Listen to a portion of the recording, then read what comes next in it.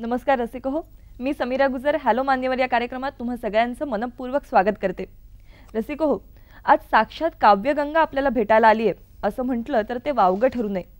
एखाद्या नदीची अल्लड वळणं असावीत ना, त्याप्रमाणे असणारी त्यांची लावणी, किंवा नदीचा पुढे जाऊन मोठा झालेला शांत प्रवाह असावा तशी त्यांची विरहपर गीतं, किंवा एखाद्या नदीने कुठल्याही ठिकाणी वळणं घेत मुक्त संचार करावा तसं अध्यात्मात तत्वज्ञानाच्या प्रांगणात आपल्याला सहजपणे घेऊन जाणारी त्यांची गाणी, किंवा नदीचं सागराशी मिलन व्हावं आणि काठावरती प्रीतीचा मळा फुलावा तशी आपल्या मनामध्ये प्रीतीची लहर फुलवणारी त्यांची प्रेमगीतं. कुठल्याही प्रकारचं गाणं घ्या, गाणंच कशाला, मानवी जीवनातला कुठलाही प्रसंग किंवा मानवी मनाचा कुठलाही कंगोरा, त्यांचं गाणं आपल्या मदतीला निश्चित धावून येतं. गेली कित्येक वर्ष आपल्यावरती अमृताचा वर्षाव करणाऱ्या या लेखणीच्या देहधारी प्रतिभेने चक्क अमृत वर्षात पदार्पण केले. तेव्हा आज त्यांच्याशी गप्पा मारताना नक्कीच आपल्याला खूप आनंद होणार आहे. स्वागत करूया आजचे आपले मान्यवर पाहुणे, सुप्रसिद्ध गीतकार जगदीश खेबुडकर यांचं. नमस्कार सर. नमस्कार. कार्यक्रमात तुमचं मनपूर्वक स्वागत. नाना, तुमच्याविषयी सुप्रसिद्ध गीतकार अशी जरी ओळख करून दिली तरी मला जाणीव आहे की तुमच्या गीतांच्या कितीतरी पटीने जास्त तुमच्या कविता आज रसिकांसमोर आहेत. बरोबर आहे, बरोबर आहे. तर ह्या कवितेपासूनच खरं तर तुमच्या वाटचालीला सुरुवात झाली. बरोबर आहे. आणि तुमचे स्वतः वडील शाळेमध्ये शिक्षक होते, तर त्यांचा आणि तुमच्या या बालपणाचा कवितेला सुरुवात होण्यात किती हात आहे? एक सांगतो, कुणी काही ठरवून होत नसतं. मी सुद्धा कवी व्हायचं ठरवलेलं नव्हतं. बरं. कारण कवी व्हायचं ठरवून कवी होता येत नाही. कवीला न कळत कविता जन्माला येते आणि मग कवीला कळतं की मी कवी झालो. तीच सांगते की तू कवी झालास. असंच व्हावं लागतं, कारण ती काय अंतःप्रेरणा असते, ती केव्हा येते काय सांगता येत नाही त्याचं. कारण आमच्या घराण्यात कुणी कवी नाही. हे कशामुळं घडलं, का घडलं मलाही माहिती नाही आहे. पण माझ्या घराण्यातले सगळे संस्कार मात्र माझ्यावरती लोकजीवनाचे झाले, आध्यात्मिक जीवनाचे झाले सुरुवातीला लहानपणी. आणि ते सगळे वेचत वेचत वेचत त्याचं संकलन करत मनामध्ये माझं बालपण गेलं, तरुणपण गेलं.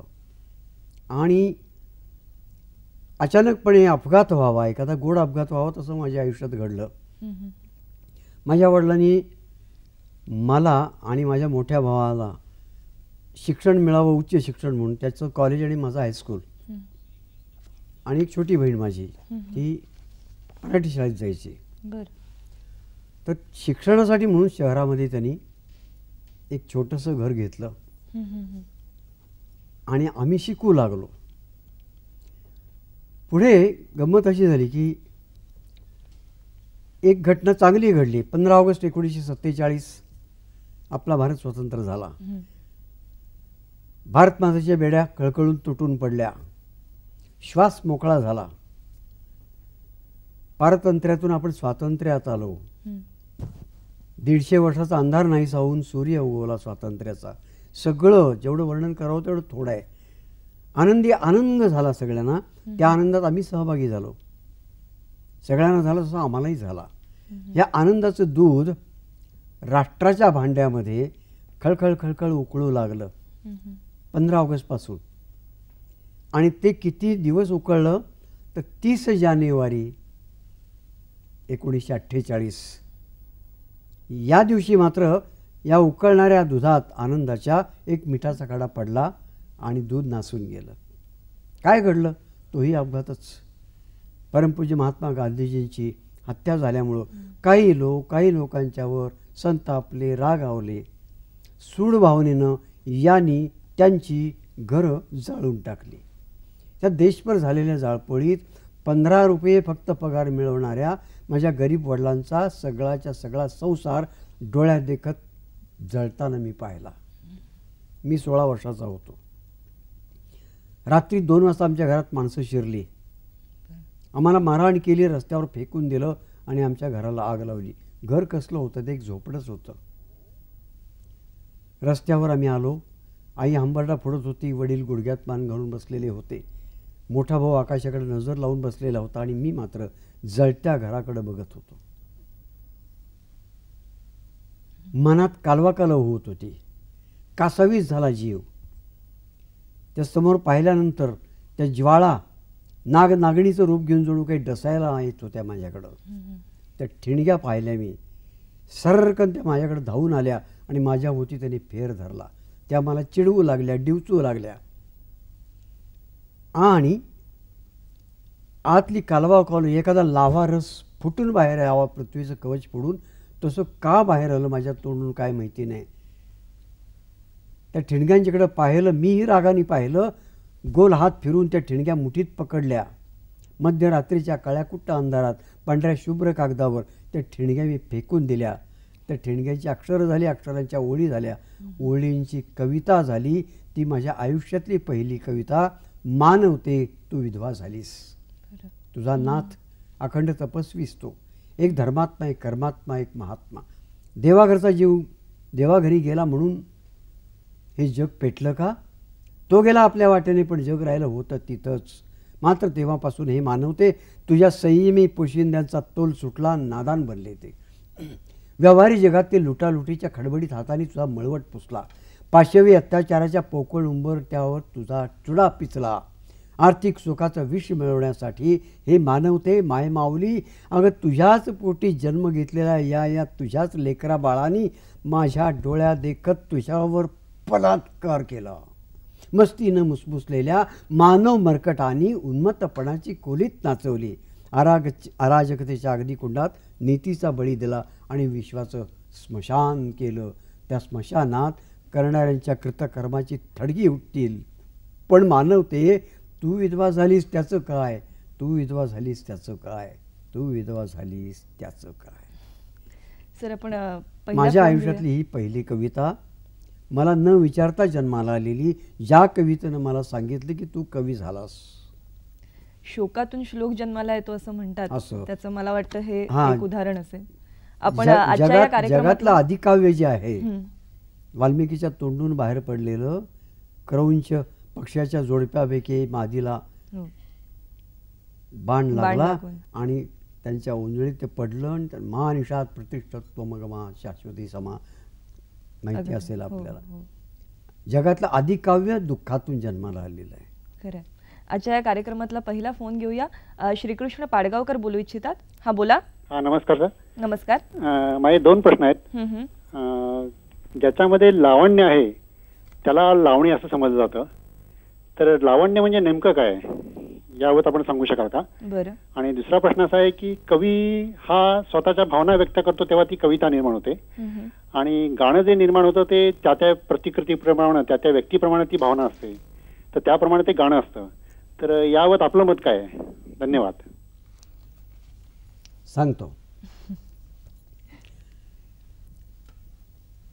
एक आहे की गीत आणि कविता याच्यामध्ये फरक करू नये असं कुसुमाग्रजांनी सांगितलं आहे, ज्ञानपीठ पारितोषिक विजेते.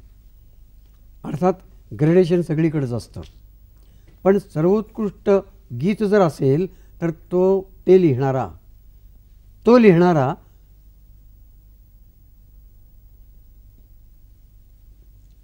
ते सर्वोत्कृष्ट गीत लिहिणारा सर्वोत्कृष्ट कवी असतोच, असं त्यांनी प्रतिपादन केलेलं आहे. क्या बात. हा एक भाग झाला त्याच्यातला.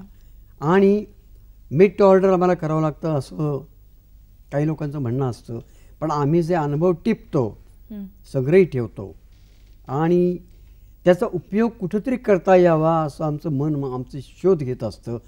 आणि त्याला व्यासपीठ पाहिजे असतं, त्याला संधी हवी असते. चित्रपटाच्या निमित्ताने आम्हाला ती संधी मिळते आणि आलेल्या अनुभवांतून त्याचे लिंकअप करून एक चांगली साखळी बांधून आम्ही संधी साधेल तसं आमचे अनुभव त्याच्यातून व्यक्त करत असतो. मग ते भले प्रेमगीत असो, भले भजन असो, भले सॅड सॉन्ग असो, भले बॅकग्राऊंड सॉन्ग असो, जे काय असेल ते विरहगीत असो, या सगळ्या अवस्था आम्ही भोगलेल्या असतात किंवा भोगणाऱ्यांच्या आम्ही टिपलेल्या असतात. बरोबर. सर, त्यांनी लावणीच्या संदर्भात प्रश्न विचारला. हां, ते मला वाटतं आपण लावणीची एक झलक पाहूया आणि मग त्या प्रश्नाकडे वळूया. चालेल चालेल. पण सर, त्याचबरोबर आणखी झलक तर आपण पाहूच या, पण लावणीचा आणखीन एक संदर्भ असा की तुम्ही चित्रपट गीतांना सुरुवात केलीत तीच मुळी पहिली लावणीपासून होती. हो हो. आणि ती लावणी तुमच्या लाडक्या गावाविषयी होती. तर हो. कोल्हापूर विषयी आम्हाला काही सांगा ना. तेही सांगतो. तेच सांगणार होतो मी की पहिलं काव्य माझं हे जळत्या घरातून जन्माला आलं. त्यानंतर मी काही भक्तिगीतं भावगीतं वगैरे लिहिली. त्यातली काही रेडिओने पसंत केली, पुणे रेडिओनं. त्यातली काही गाणी रेडिओवर लागली. बरं. ती गाणी वसंत पवार या अवलिया संगीतकारांनी ऐकली आणि मला बोलवून घेतलं आणि सांगितलं, तुम्ही चांगलं लिहिताय, तुम्ही इथं बसा आणि आम्हाला 3 लावण्या लिहून द्या. बरं. अहो, आमच्या घराण्यात कोणी तमासगीर झाला नाही हो, कोणी डब घेऊन शाहिरकी केली नाही, चाळ बांधून कोणी नाचलं नाही, तुम्ही काय सांगताय मला हे. जा म्हणले. मग संधी आलेली आहे, घ्या, नाही म्हणू नका. आणि लावणी अशी झाली पाहिजे खेबुडकर, त्यात खेबुडकरचा ठसा पाहिजे. नंबर 2 पारंपरिक उपयोग नाही. बरं. आणि नंबर 3 त्यात कोल्हापुरी ढंगाचा तिखटपणा आला पाहिजे. बरं. एवढं सांगून ते निघून गेले. मी माझ्या मनाशी भांडायला लागलो. मना, काय रे हे, संधी मिळायची मिळून लावणी.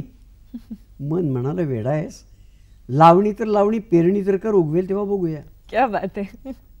आणि कसं सुचलं मला माहिती नाही. मी पटकन स्वीकारून टाकलं ते. आत काही नव्हतं माझ्या, सुचत नव्हतं मला काही, पण स्वीकारल्यानंतर ते आपोआप यायला लागलं. कसं येतं ते मला माहिती नाही. सगळेजण मला विचारतात, हे इतकं कसं काय सुचतं होतं मला. मी सांगू शकत नाही. कुठून तरी येतं हे त्याचं उत्तर आहे. तसंच ते कुठून आलं मला माहिती नाही, कुठून तरी आलं आणि माझ्याकडून ओळी भरभर लिहिल्या गेल्या. 10-1 मिनिटात ती लावणी तयार झाली. नाव गाव कशाला पुसता, मी आहे कोल्हापूरची, मला म्हणतात लवंगी मिरची. लवंगी मिरची. वा, क्या बात आहे. सर, आपण पुढचा फोन घेऊया. सुरेखा डावरे बोलतायत अहमदनगर इथून. नमस्कार. हां, बोला. नमस्कार. नमस्कार, तुमचा प्रश्न विचारा. आधी शुभेच्छा देतोय निमित्त. हां, बोला. लेखणीला सरस्वतीचा स्पर्श झालेला आहे हे आम्हा मराठी माणसांना मान्य आहे. 75वा वाढदिवस साजरा करताना उत्तुंग यशामध्ये दैवाचा वाटा किती आहे असं आपल्याला वाटतंय? बर, जरूर उत्तर देऊया या प्रश्नाचं. तुमच्या या सगळ्या वाटचालीत दैवाचा वाटा किती आहे? अगदी खरं उत्तर पाहिजे असेल तर सगळा वाटा दैवाचाच आहे. बर. कारण मला 75वा लागावं यासाठी मी काही खास प्रयत्न केले नाहीत. 75 वर्षाचे वाटत नाहीत यासाठी काही खास प्रयत्न करत नाही. मी संबंध महाराष्ट्रभर फिरतो, महाराष्ट्राच्या बाहेर फिरतो, कुठलंही पाणी पितो, कुठलंही अन्न खातो, भरपूर हजारो मैलाचा प्रवास करतो आणि जागरण करतो. बर. सगळं म्हणजे इरेग्युलरली रेग्युलर असा माझा आत्तापर्यंत प्रवास होत आला. मग मला असं ठेवायचं ठरवलं कुणी? ते कुणीतरी ठरवलेलं आहे. कुठून तरी येतं हे जसं आहे तसं मला व्यवस्थित ठेवायचं कुणीतरी ठरवलेलं आहे. जोडीला फक्त एवढंच मी सांगेन की चित्रसटीत वावरून सुद्धा दारूपासून सुपारीपर्यंत कोणतंही व्यसन मला नाही. बरं. म्हणून हे असं राहिलंय असंही नाही. त्याचा याचा तसा काही संबंध नसतो.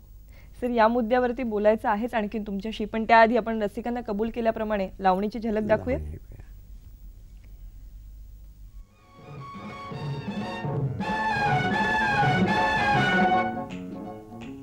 कसं काय पाटील बरं हाय का, अहो बरं हाय का, काल काय ऐकलं ते खरं हाय का. कसं काय पाटील बरं हाय का, सांगा बरं हाय का, काल काय ऐकलं ते खरं हाय का. आवरा तुम्ही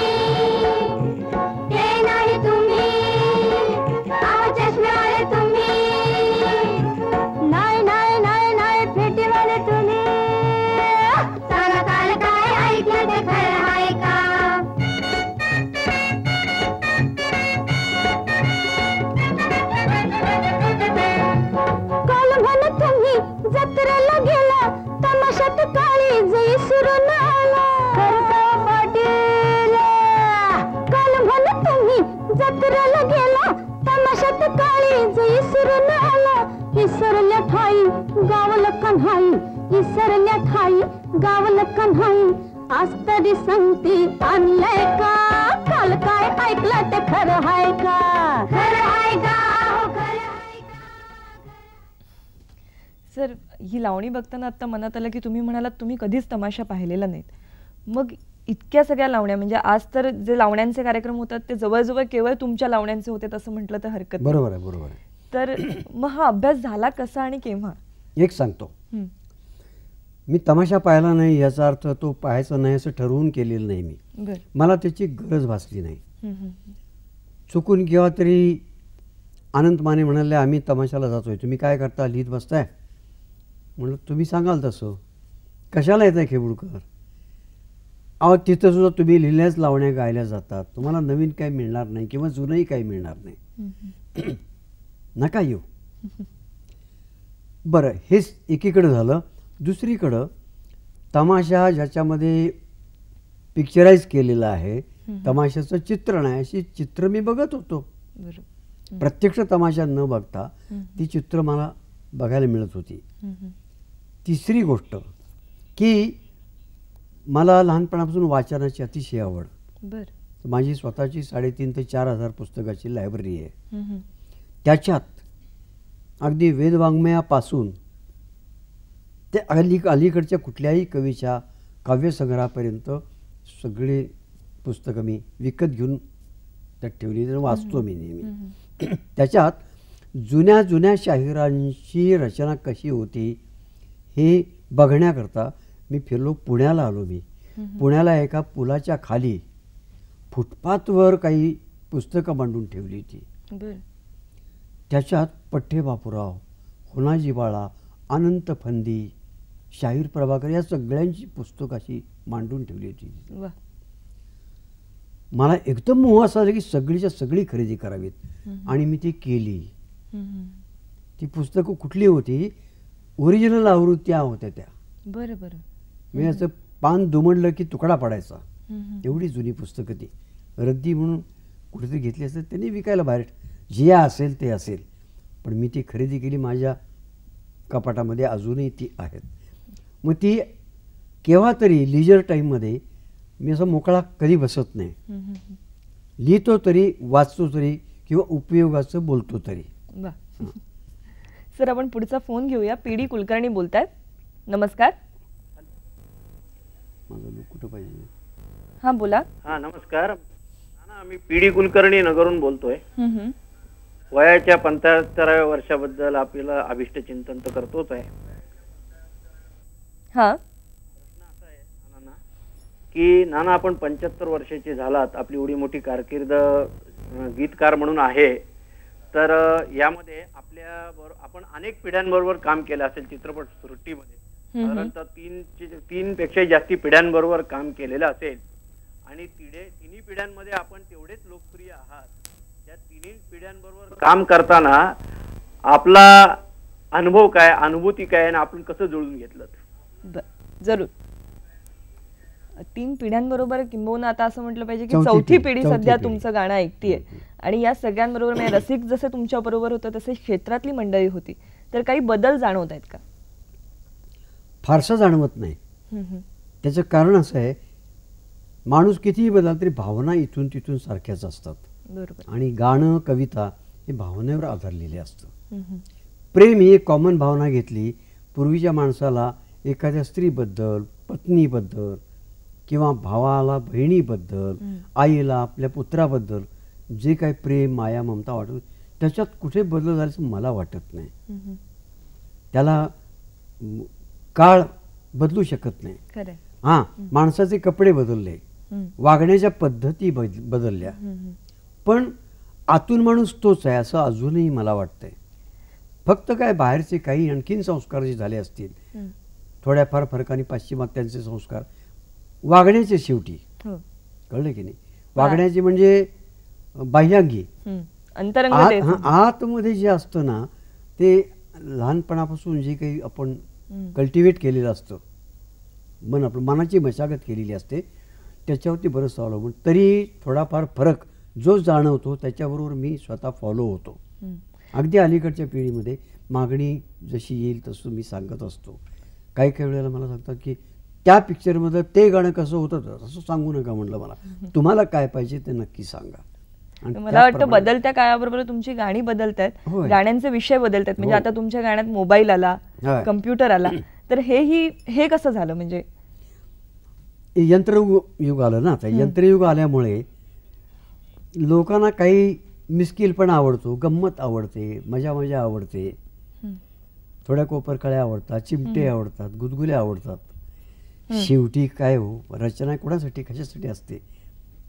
मनोरंजनाच्या मार्फत त्यांना थोडंसं काही देता आलं तर द्यायचं. काही काही ठिकाणी मी आता अगदी पहिली यांत्रिक लावणी माझी जी आहे ती तुमच्या राणीचा काढा रुसवा, रायात हिरीला इंजान बसवा, पहिला इंग्रजी शब्द मी आणला.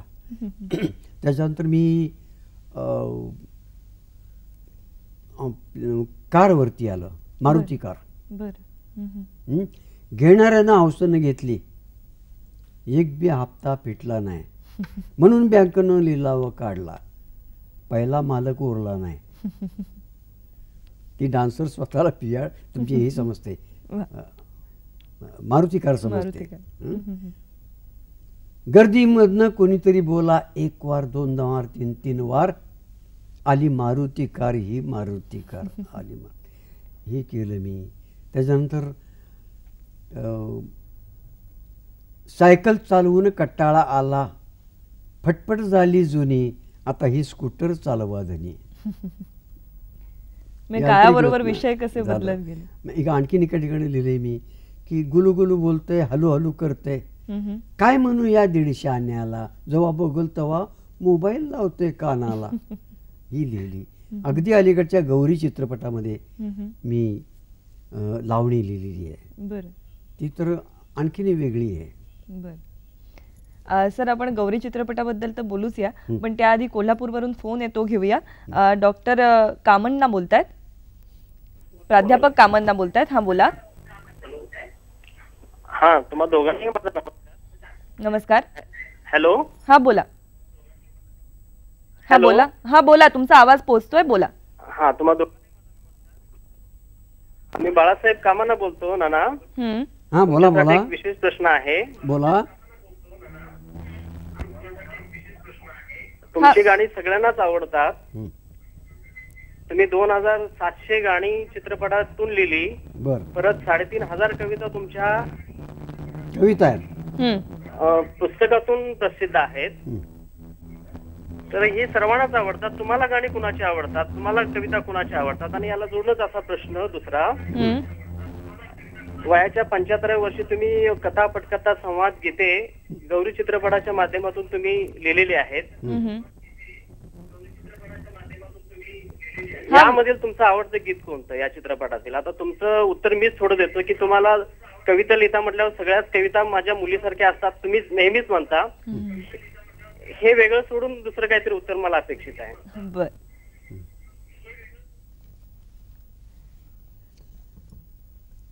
जरा स्पष्टीकरण करा त्यांचं. त्यांनी असं विचारलं की तुम्ही स्वतः इतकी गाणी लिहिता, कविता लिहिता, तुम्हाला कुणाच्या गाणी आणि कविता वाचायला, ऐकायला आवडतं? कुणाची? मी गुरुस्थानी मांडतो गड्डी माडगुळकरना. बर. आणि त्यांच्यासारखं आपल्याला लिहायला आलं तर काय बहार होईल असं उगीच वाटतं. तसं एकासारखं दुसऱ्याला लिहिता येत नाही. त्यांच्यासारखे ते, माझ्यासारखा मी. बरोबर. दुसरा कोणी माझ्यासारखा लिहितो म्हटलं तर तेही जमणार नाही. आणि तो प्रकार कधी करू नये कोणी. ज्याचं काम त्यानं करावं, जमेल तसं करावं त्यानं. आता माडगुळकरची गाणी मला आवडतात हे मी नव्याने सांगायची गरज नाही. त्यांना गुरुस्थानीच मानतो. त्यांचे काना मात्र अनुस्वार सुद्धा आवडतात त्या माणसाचे. मला काय सांगू मी त्या माणसाबद्दल. तो पर्वतासारखा मोठा माणूस आहे, मी त्याच्या पायथ्याला उभा आहे. आणि इतर सांगायचं झालं की माझी कोणती गाणी आवडतात तर माझी सर्वच्या सर्व गाणी आवडतात. यापेक्षा वेगळं उत्तर नाही. कारण मला वाईट लिहिता येत नाही, कसं लिहायचं ते मला माहिती नसल्यामुळे मी जे लिहिलं ते लोकांना आवडलं, कारण ते मला आवडलेलं आहे. बरोबर आहे. गौरी या चित्रपटाच्या संदर्भात बोलूया आपण, त्याआधी त्याची एक झलक पाहूया. हो.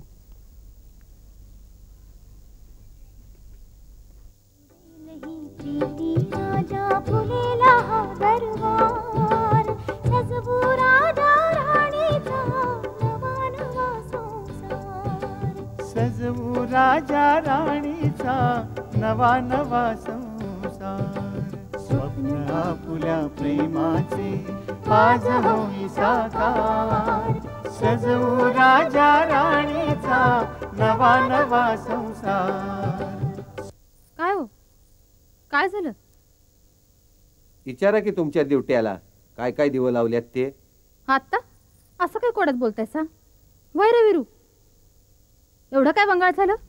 काय नाही गाई, पाठीमागच्या सत्काराचं डोसक्यात आहे यांच्या आणि गावकऱ्यांच्या डोसक्यात होतं मी कुठं नोकरी धरावी आणि हा पेशा दावणीला बांधून घ्यावं. आता कशाला आहे मी दावं लावून घेऊ? आपली मेंढर तरी कधी दावं लावून घेतात का? कशी रिकाम्या अंगाने फिरतात. ह्यासनी बी तसंच हिंडायचंय. हा, असं बोललास वय रे विरू? अगं मी तुझ्यामुळं बोललो, उलट तिथं बोललो मला वाडवडिलांचा वारसा चालवायचा आहे, पिढीचा धंदा करायचा आहे आणि हे करत करत गाव सुधारणा बी करायची आहे. अरे पर खुळ्या, तुझ्यासाठी यांनी एवढं राब राब राबून. सर, गौरी या चित्रपटाची निर्मिती तुम्ही केली आहे आणि निर्मिती नाही केली, म्हणजे कथा पटकथा क्रिएटिव्ह निर्मिती तुम्ही केली आहे, तर त्याविषयी काही सांगा ना, काय विषय आहे आणि मला काय काय पाहायला मिळेल? खरी गोष्ट अशी आहे की गौरी हा चित्रपट निर्माण करायचाच नव्हता. बरं. या हेतून कोणी माझ्याकडे आलंच नाही. त्या दोन तरुणांनी, मामा भाचे दोन तरुण, बरं, गौरी चित्रपटातले हिरो आणि विलन, आता जी झलक दाखवली त्यातला तो जो दुसरा मुलगा छोकरा होता तोच बाळू कामण्णा. बरं. तर ते माझ्याकडे आले आणि म्हणजे आम्हाला प्रेमगीताची एक कॅसेट काढायची, अल्बम काढायचं आहे. बरं. तेव्हा मला 10 प्रेमगीतं लिहून द्या. ती दिली लिहून मी. हे त्यातलं मागं दडलेलं सत्य असं आहे. आणि ती गाणी लिहून झाली. संजय गीते नावाचा नाशिकचा अतिशय टॅलेंटेड असा संगीत दिग्दर्शक तरुण आहे तो, आणि तो इतकं छान काम करून गेला.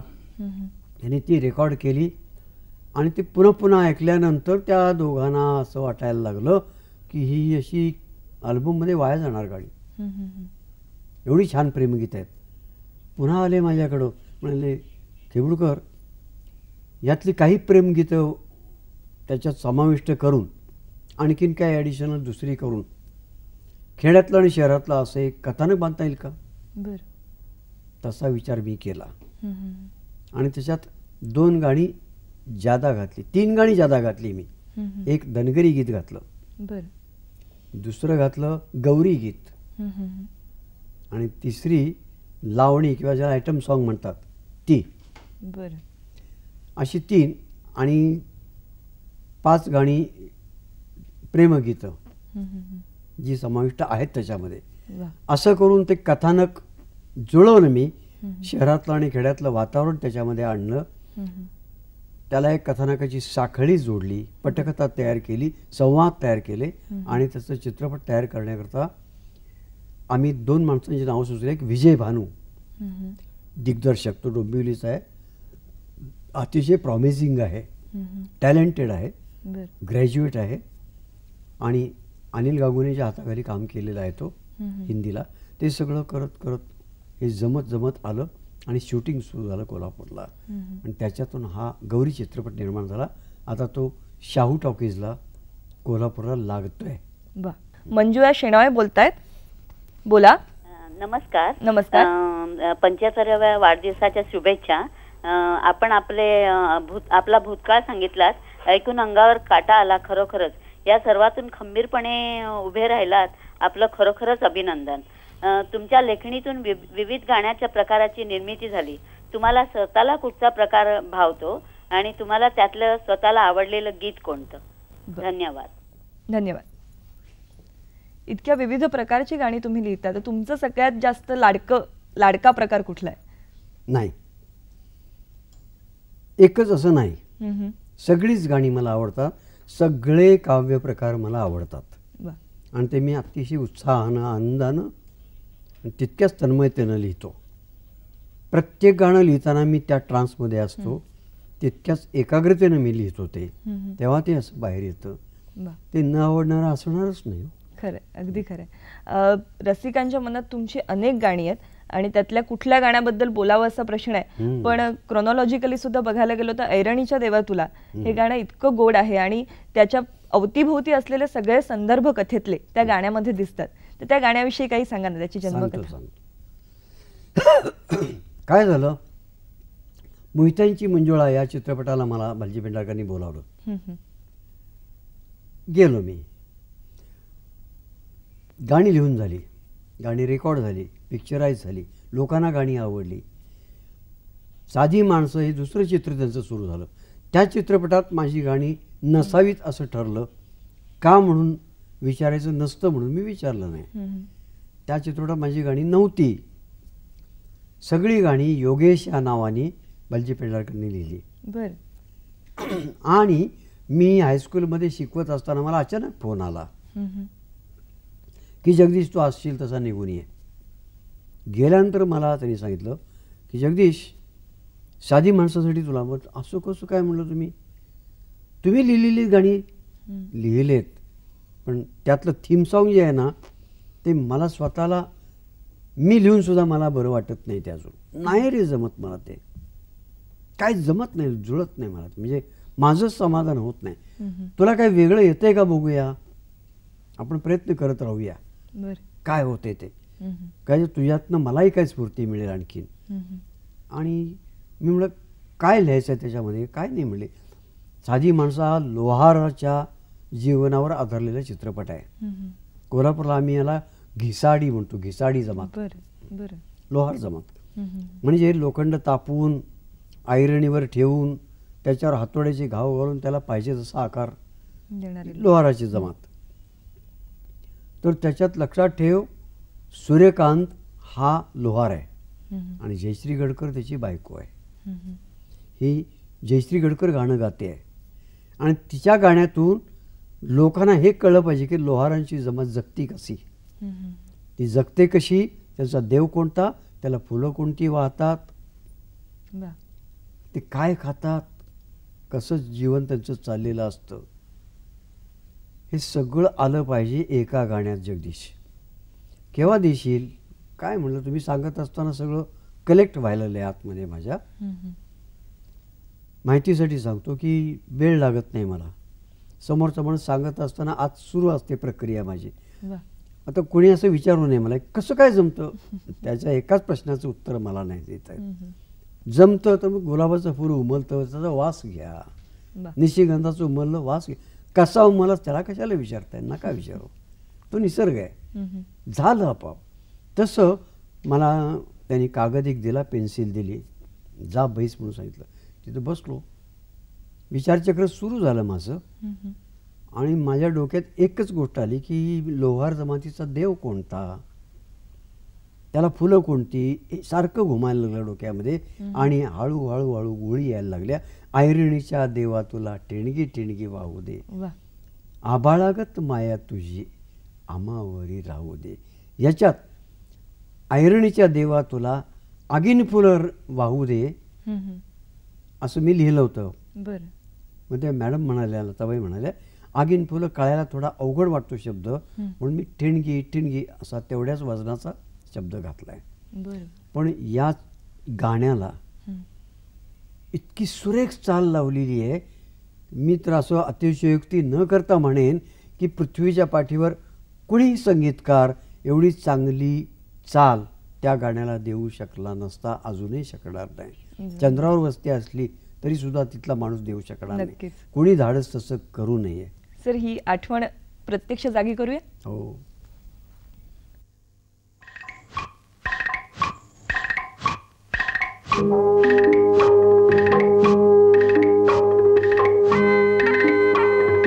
ऐरणीच्या देवा तुला ठिणगी ठिणगी वाहू दे, आभाळागत माया तुझी आमावरी राहू दे, आभाळागत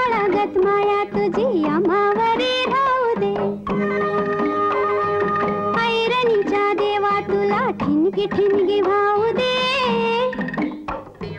आभाळागत माया तुझी आम्हावरी राहू दे, आभाळागत माया तुझी आम्हावरी राहू दे.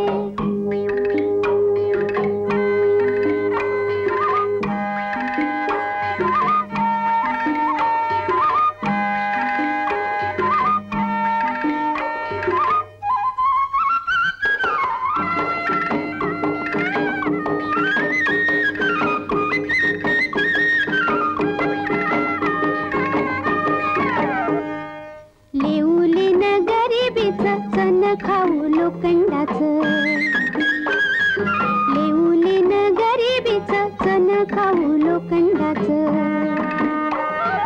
जिन व्हावा बरूच धनी मातुर माझा देवा वागावानी असू दे, आभाळागत माया तुझी आम्हावरी राहू दे. खऱ्या अर्थाने भट्टी जमलेलं असं हे गाणं आणि कितीही ऐकावं तरी समाधान होत नाही. आपण पुढचा फोन घेऊया. गुणवंत पाटील बोलतायत रायगड इथून.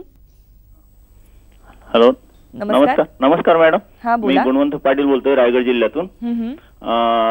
सर नमस्कार. आपण नागोठण्याला आयपीसीएल टाउनशिपला 2 वेळा कार्यक्रमाला आलेला आहात. 75 निमित्ताने आम्हा सर्व टाउनशिप वासियांकडून तुम्हाला हार्दिक अभिनंदन. तुमचं जे पिंजऱ्यामध्ये जे गाणं आहे सगळ्यात उत्कृष्ट, ज्याच्यात पूर्ण पिंजऱ्याचं सार येतोय, ते गाणं कसं जमलं असं एवढं? जरूर. फारच सुंदर चित्रपटाची आठवण त्यांनी काढली आहे आणि खऱ्या अर्थाने त्यातलं प्रत्येकच गाणं उत्कृष्ट म्हटलं पाहिजे. तर त्याविषयी सांग. पिंजऱ्यामध्ये जेवढी गाणी आहेत त्यासाठी मी 110 गाणी लिहिली. हा पहिला अनुभव. बरं.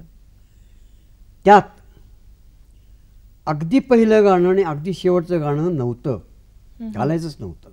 अच्छा. सिच्युएशनच नव्हती तशी. पण झाली काय गंमत की बाकीची गाणी सगळी लिहून झाली आणि लिजर टाईममध्ये आम्ही राजकमल कला मंदिरच्या टेरेसवरती सगळे असे बसलेलो होतो. व्ही शांताराम, संध्याबाई, त्यांचा कॅमेरामन शिवाजी सावंत, अनंत माने, राम कदम, ढोलकीवाला, आणखीन बरेच मंडळी, त्यांचा सगळा परिवार टेक्निशियन्सचा सगळे होता. आम्ही ते होता होता काय झालं की का राम बसलायस रे नुसता, काहीतरी जुन्या आठवणी ऐकव. अनंता तू काहीतरी सांग रे. त्यांनी सांगितलं अण्णासाहेब तुम्ही पण काहीतरी सांगा घेऊ. असं होता होता होता माझ्यापर्यंत टर्न आली आणि रामभाऊनी सांगितलं केबुळकर कुणी न सांगता तुम्ही उगीच लिहिलेलं एक गाणं मला ऐकवलेलं होतं, ते गाणं अण्णासाहेबांना ऐकून दाखवा. बरं. आणि मी त्यांना ते ऐकवलं. आता वेळ थोडा असल्यामुळे ते मी तुम्हाला ऐकवायचं की नाही मला समजत नाही आहे. नाही, जरूर ऐकवा ना, एक झलक तर नक्कीच. तर ते आहे एका आत्म्याचं गीत. ओरिजिनल गाणं माझं जे आहे ते आत्मागीत आहे. ते आत्म्याचं गीत जे आहे ते एक गरीब मजूर असतो आणि तो देवाकडे मागणं मागतो की मला 1 दिवसाची श्रीमंती दे. बरं. आणि देव सगळं मंजूर करतो त्याला आणि शेवटचं मागणं मागतो की ही श्रीमंती बघायला मला जिवंत ठेव. आणि तेवढं देव ऐकत नाही. बरं. अशा वर्णनाचं ते गाणं आहे. आणि मी त्यांना ऐकवलं. त्याची सारळ झलक अशी आहे.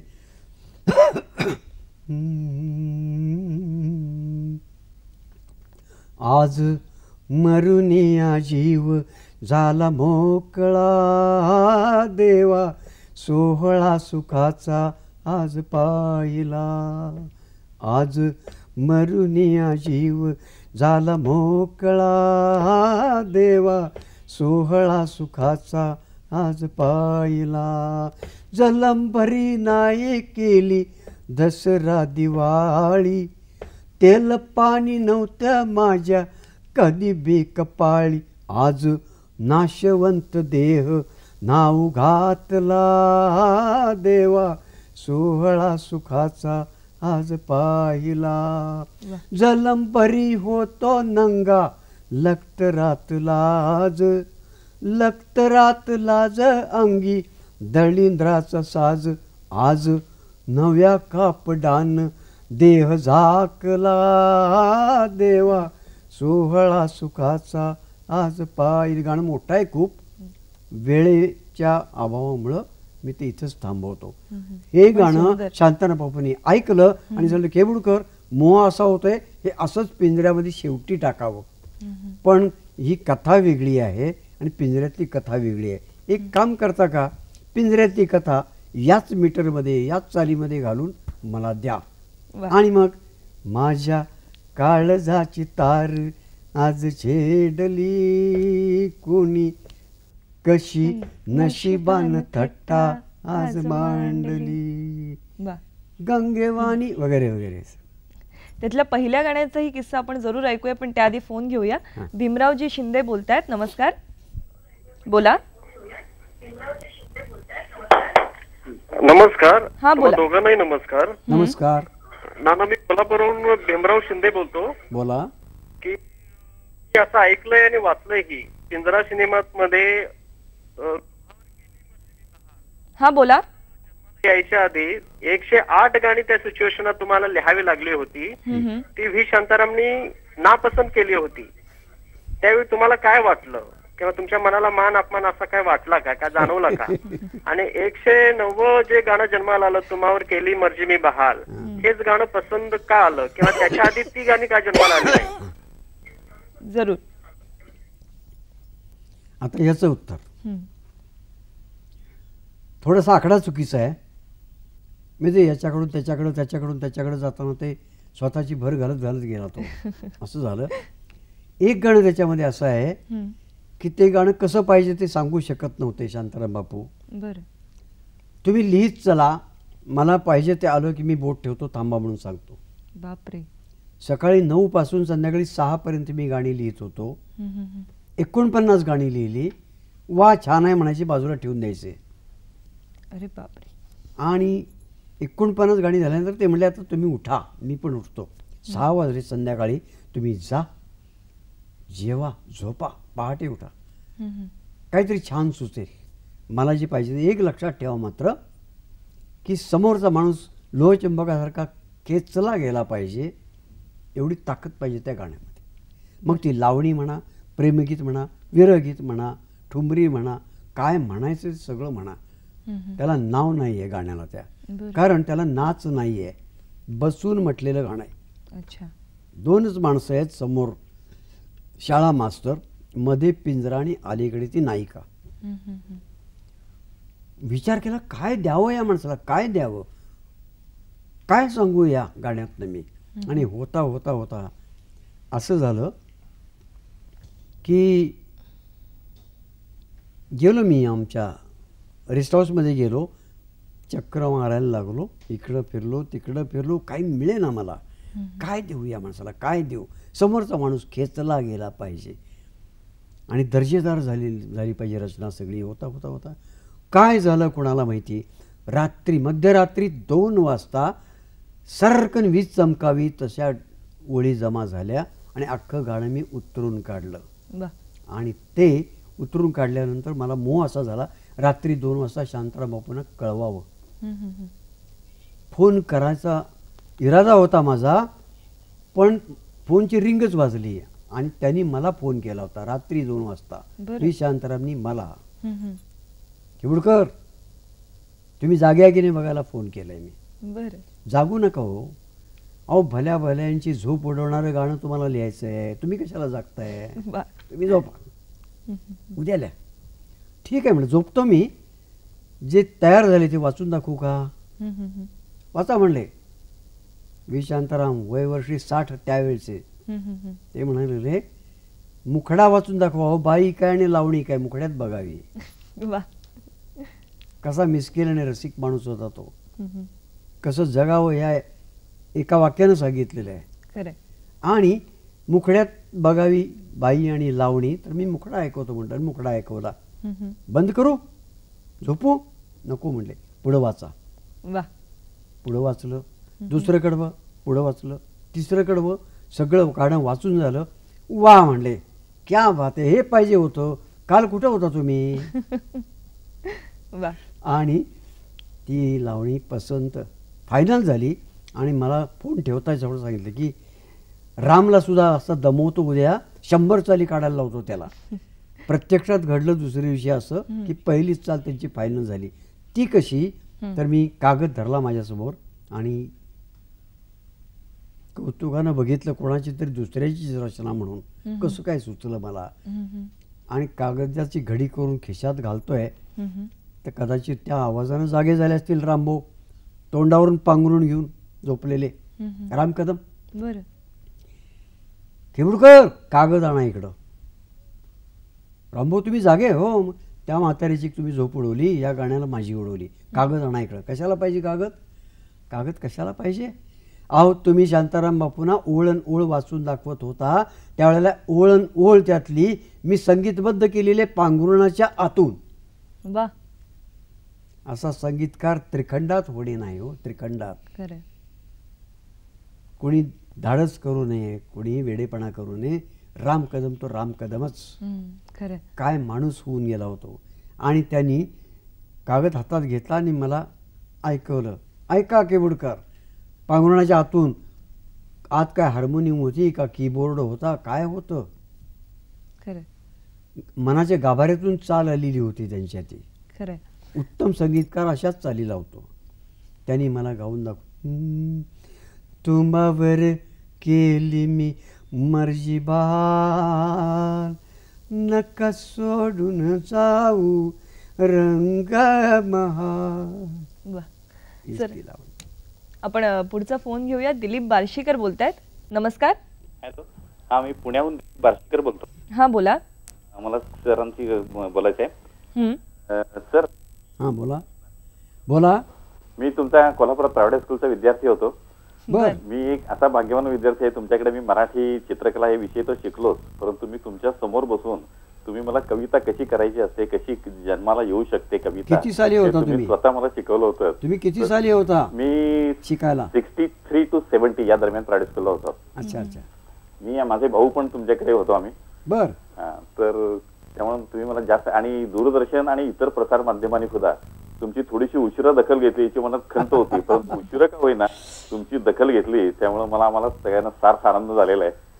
आणि मला तुम्हाला एकच छोटंसं विचारायचं आहे सर, तुम्ही एक प्रतिभावंत कवी किंवा एक चित्रपट गीतकार म्हणून महाराष्ट्राला माहीत आहातच, परंतु तुमचा एक दुसरा पैलू होता की तुम्ही सुंदर अशी समरगीतं, स्फूर्तिगीतं केली होती, विशेषतः 1965, 71, 62 याच वेळेला. तर त्या तुमच्या पैलूविषयी थोडंसं सांगितलं तर जरा महाराष्ट्राला आणखी थोडीशी काही माहिती होईल असं मला वाटतंय. जरूर. अगदी त्यांनी माझ्या मनातला प्रश्न विचारलात की तुम्ही शाळेच्या वातावरणात इतकी वर्ष, जवळजवळ 35 वर्ष तुम्ही शिक्षक म्हणून काम करत होता, तर त्या अनुभवाविषयी आणि मेळ्यांमध्ये तुम्ही गीतं लिहित होतात त्याही अनुभवाविषयी सांगा. काय असतं, आत खूप वाटत असतं आपल्याला आणि व्यासपीठ मिळालं नाही की जीव तळमळत असतो आपल्याला. शोधत असतो आपण, काही कुठं सगळा अंधार असतो. बरोबर. आणि असं चाचपडायचंच असतं प्रत्येकानं. त्यावेळा तरी मला चाचपडावं लागलं. आता निदान आमच्यासारखा माणूस दुसऱ्याला बोट धरून दाखवू तरी शकतो या रस्त्यानीचा. कोणीच नव्हतं आम्हाला, काहीच नाही, सगळं स्वतःच्या स्वतः. मग ते मला जे येतंय ते कुणाला देऊ मी, म्हणून मी त्यावेळेला मेळे होते, लहान लहान लहान मुलांनी एकत्र करून त्यांच्या तोंडी गाणी घालायची, कसली हिंदी सिनेमाच्या चालीवर मराठी गाणी. बरं. अच्छा. आता त्याच्यात सुद्धा गंमत कशी सांगतो की माझं वेगळेपण जे आहे ना ते हळूहळू आपोआप बाहेर यायला लागलं. कसं की त्यावेळेला बरसात चित्रपट फार जोरात होता, राज कपूरचा. आणि त्याच्यात हवा में उडता जाए, हवा में उडता जाए मेरा लाल दुपट्टा मलमल काजी मेरा लाल, गाणं अतिशय गाजलेलं होतं. तीच चाल पकडून आणली मेळेवाल्यांनी. आणि तरी सर या चालीवर आम्हाला गाणं पाहिजे. आणि मग हे होता होता त्यांनी मला विषयाचं काय बंधन नाही म्हणले. आणि माझ्यातून असं का लिहिलं गेलं, वेगळंच लिहिलं गेलं. मनात माझ्या आले बरसात बघावा दुसऱ्यांदा, बरसात बघावा दुसऱ्यांदा, हे रसिकांच्या मनातले विचार त्या गाण्यातनं बाहेर आले. मला दुसरं काय, हवेत हवेत उडतो कैसा माझा लाल दुपट्टा मलमलचा मला म्हणता आलं असतं ट्रान्सलेशन मेथडनं. नाही केलं मी ते. ह्याला मी कशाला पाहिजे, माझा वेगळा विचार काहीतरी. तिथून सुरुवात झाली माझी. आणि मग मी शाळेमध्ये दाखल झालो. शाळेमध्ये तर मी 35 वर्ष दरवर्षी समरगीतं लिहित होतो. देशभक्तीपर गीतं. आणि 100 मुलांना 200 मुलांना ती बसवत होतो. प्रत्येक खेपेला नवीन समरगीत, त्यांच्या स्पर्धा असायच्या. त्या प्रत्येक स्पर्धा आम्ही जिंकत असो, ढाल वाजत गाजत अडसून. त्यावेळेला जे शोभेल ते सगळं आम्ही ती केलं. आणि ते सगळं केलेलं आत्ता आम्हाला अजूनही पुरतंय. सर, खरं तर तुमची इतकी प्रदीर्घ वाटचाल आहे की एका तासात त्याचा आढावा घेणं सुद्धा शक्य नाही. फक्त जाता जाता एकच प्रश्न विचारावा असं वाटतोय की आज तुम्ही अमृत महोत्सवी वर्षामध्ये पदार्पण केलेलं आहे, वयाची 75 गाठलेली आहेत. तर तुमच्या या रसिकांच्या 4 पिढ्या जी तुमची गाणी ऐकतायत त्यांना तुम्ही अगदी थोडक्यात काय सांगाल? एक सांगतो की अन्न वस्त्र निवारा एवढ्यावर माणसाचं भागत नाही. अन्न वस्त्र निवारा आणि मनोरंजन ही 4थी गरज आहे माणसाच्या जगण्याची. नाहीतर आयुष्य वाळवंट होऊन जाईल. आणि करमणूक, मनोरंजन, रंजन, मनाला दिलासा देणारं काहीतरी, मनावर फुंकर घालणारं काहीतरी बघावंसं ऐकावंसं वाटतं. याच्यासाठी हवी असते रसिकता. आणि ती रसिकता कधीही हरवू देऊ नये. कोणतेही बाह्य संस्कार आपल्या मनावर झाले तरी रसिकता कधीही हरवू देऊ नका. जागतिक आरोग्य संघटनेनं सांगितलंय सौंदर्यवादी राहा. रोमॅन्टिसिझमचे भोगते राहा. म्हणजे तुम्ही कधीही तरुण आहात असंच तुम्हाला वाटेल. Be happy, be positive. खरंय सर. आणि याचा अक्षरशः वस्तुपाठ आम्ही तुमच्याकडे पाहून घ्यायला हवा. आज तुम्ही या मुलाखतीत सहभागी झालात याबद्दल मनपूर्वक आभारी आहोत. आणि तुमच्या या पुढच्या वाटचालीला पुन्हा एकदा आमच्या मनपूर्वक शुभेच्छा आणि तुमचे आशीर्वाद आमच्यावर राहावेत. धन्यवाद. धन्यवाद. रसिको, पुढच्या कार्यक्रमात आपण भेटणार आहोत. 14 नोव्हेंबर बालदिन आहे आणि या दिनाच्या निमित्ताने खास आपल्या भेटीला येणार आहेत माननीय मंत्री श्री हर्षवर्धन पाटीलजी, महिला आणि बालकल्याण विकास विभागाचे. तेव्हा पुढचा कार्यक्रम पाहायला विसरू नका आणि मला इथे भेटायला विसरू नका. नमस्कार. धन्यवाद.